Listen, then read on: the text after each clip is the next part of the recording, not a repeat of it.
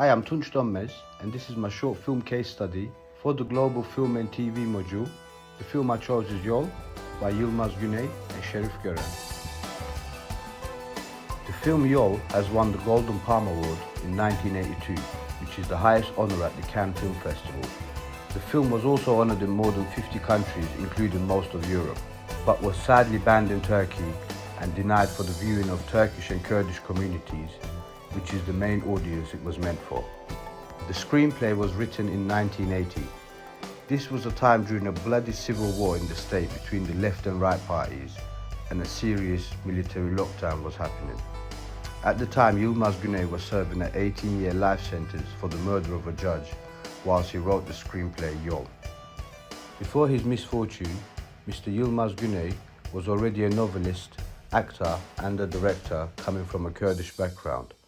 He was known to be a very talented independent filmmaker that was extremely compassionate and good at unlocking and elevating his creative friends that he has worked with. Unfortunately, due to his background, popularity and his high political influence, he was repeatedly penalized by the government that was in power at the time. In my opinion as a creative, the film YOL contains invaluable amount of context, rather than the usual Hollywood action content we are used to nowadays. That is why in this case study, I will mainly focus on the contextuality of the intense scenes. YOL, translated into English, means the journey.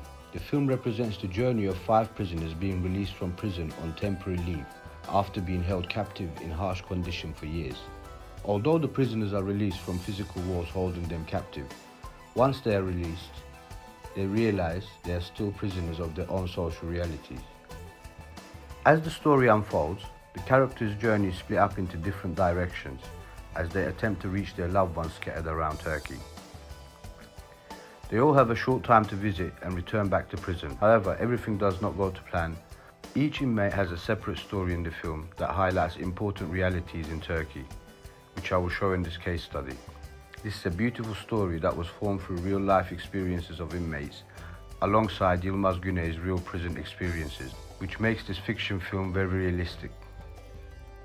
I believe the success of the film lies in the performance of the cast, the skills of the cinematography, and mainly the dedication of the whole production team working under harsh conditions during a very difficult, unfair government regime. The director Serif Goren was the second director chosen for the film. The first director was fired by Yilmaz Guney whilst being in prison because he felt the director could not visualize the script. Serif Goren was just released from prison, also the leader of the directors committee at the time of directing the film. The success of the film caused a small dispute amongst the audiences on whose film it actually is. In my creative opinion, the credit always has to be given fairly and accurately, and the director definitely deserves credit for his visual storytelling techniques. However, I also believe that Yilmaz Guney could have directed his own screenplay just as good, or better, if he had the chance, or if he was not in jail. As we say in Turkish, his hands and legs were tied, so he had no choice but to seek assistance. After completing the screenplay, Yilmaz Guney maintained full control of the film's production by getting his team to take still shots of the filming and sending the photos to the prison in the form of a storyboard. I believe this is a very difficult and original style of directing, and not everyone in the world is capable of doing so. The person would have to be a very creative visual thinker to be able to direct a film from behind 4 walls.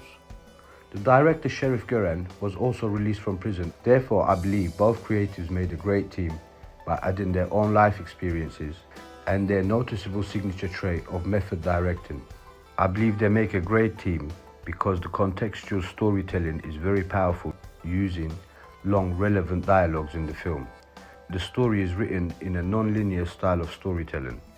The juxtaposing techniques of cutting back and forth through the inmates' journeys gives the film a very original narrative arc, which is undoubtedly creditable to Yilmaz Guney. The visual storytelling by the director Serif Goren is also very articulate. I believe the director used a great amount of visual metaphors in the film, which improves the visual storytelling, the emotion it creates in the audience. I believe the film YOL visually represents the unfair military regime, the inequality of how women are treated, the pressures of traditional arranged marriages, honor killings, and the living conditions of the poor working class very accurately. Mr. Yilmaz Guney honourably states in one of his final interviews that the credit and success of the whole film is due to the sacrifice and efforts of his cast, crew and every single person who participated in the project. As a creative, for me the most powerful scenes that contain the most invaluable context are the ones with children. According to my sources, the director did not hire these children to act, but filmed areas that these children were already living in this neglected state, is what makes this Golden Award film a piece of art in my opinion. Another very articulate scene that contains invaluable context for me is when the two life friends are separating.